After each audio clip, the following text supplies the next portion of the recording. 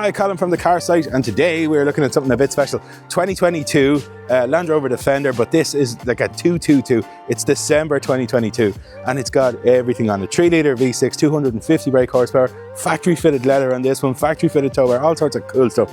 Anyway, what we'll do from here is we'll run around it quickly to have a good look at the spec and function and all that kind of stuff. We'll get into the cab, have a good mooch around it, and finally we'll take it for a drive to see what it goes like.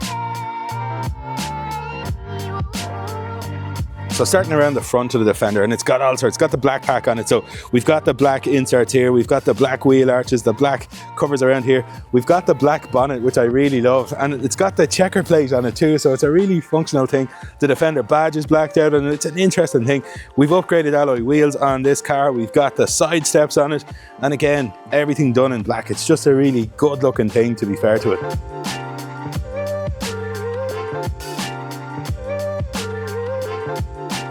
So my last experience of Defender was not this. This is really impressive as soon as you get into it. It's a physically big car. The last Defenders, you'd be sitting sideways in them with your arm out the window. This is not happening here at all. And the materials are all really high end. Like, there's loads of detail sort of hidden everywhere in it. So we'll start at the start. We've got the gorgeous big thick leather steering wheel. I'm just going to start her up here. What have we got? So we've got all of our haptic lights come on it. It's a multi-function steering wheel. We have cruise control on it. A full digital dash here in this one, which I know is not standard in these things, so that's a nice upgrade. We've got a nice splint screen over here. We've got Apple CarPlay, Android Auto, reverse cam.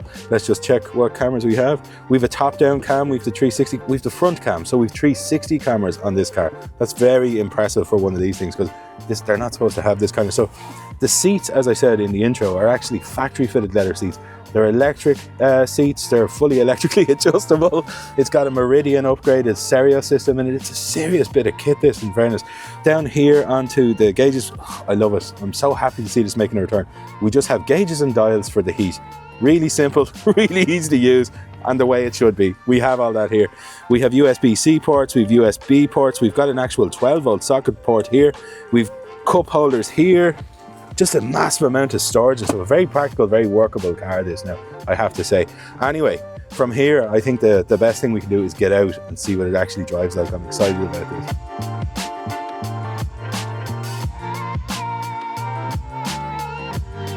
So here we are out driving the Defender. And to be honest with you, the most striking thing as soon as you get into it is actually the quietness as you drive along in it. It is almost silent. It's super, super quiet. Now, I've just been in a 15 Range Rover Sport, and it's louder than this. The second thing about it is, the only sort of similarity I would say that it shares with the original Defender in terms of the look, it's an aesthetic, it's an optics thing, and it's an engineered optics thing, where you get to see a bit of exposed metal and that kind of stuff, because this is a far more refined beast than the original one. If you knew the original one, if you're expecting this to be even remotely like it, you're wrong. It's not like it whatsoever, and that's a positive thing, in my opinion. The earliest, I'll get a lot of hate for this, but the earlier ones then were not a pleasant car to drive. You couldn't fit physically inside them if you were in any way big. You were squished out the window, you were sideways in them, turning on the lights, you needed a degree in them. This is not the case at all. This is so refined and lovely. The power level then as well is exceptional. It needs zero, it does not need any more power whatsoever then. It's got 250 horsepower, is perfect in one of these things. It's just a really nice thing. The spec is incredible on it. I've showed you the spec that it's got, and again, it's all factory stuff. So while I feel like I could drive to space in it, and it's really sure-footed, all that kind of stuff is true, they've brought a lot of Range Rover into it, whereby it's a very refined experience. It's not just that like blood and guts agricultural car like they used to be, thank God. This is actually lovely.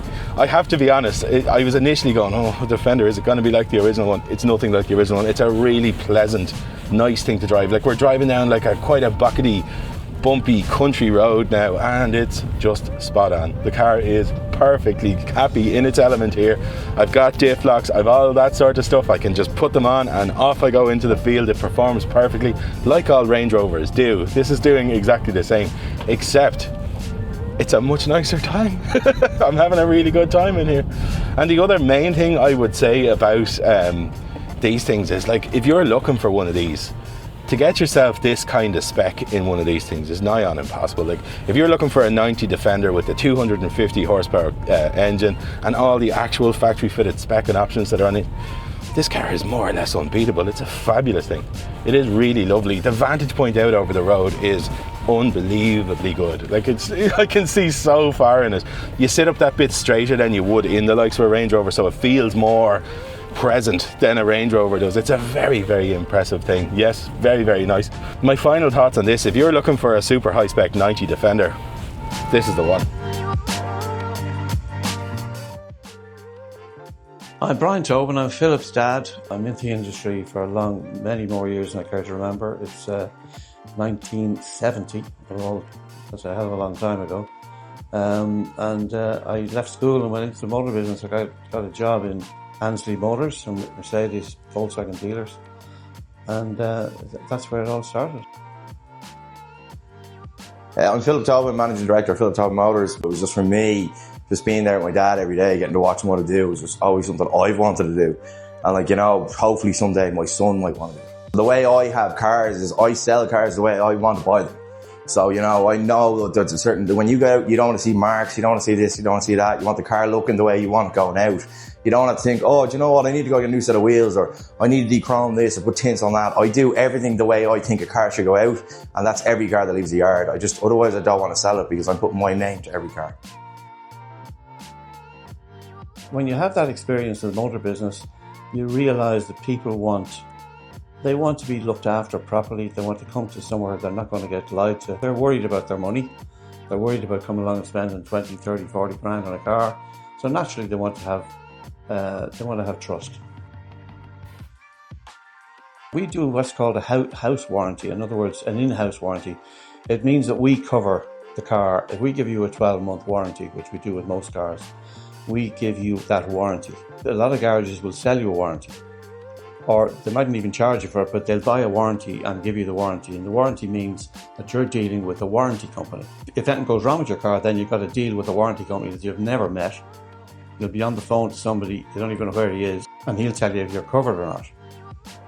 My experience from dealing with customers is that a lot of the time they're not covered for some item that might go wrong. Whereas if they deal with us, the customer comes back to us. We have to tell them, and we have to be straight and look them in the eye and tell them you're covered on that, or you're not covered, or whatever it might be.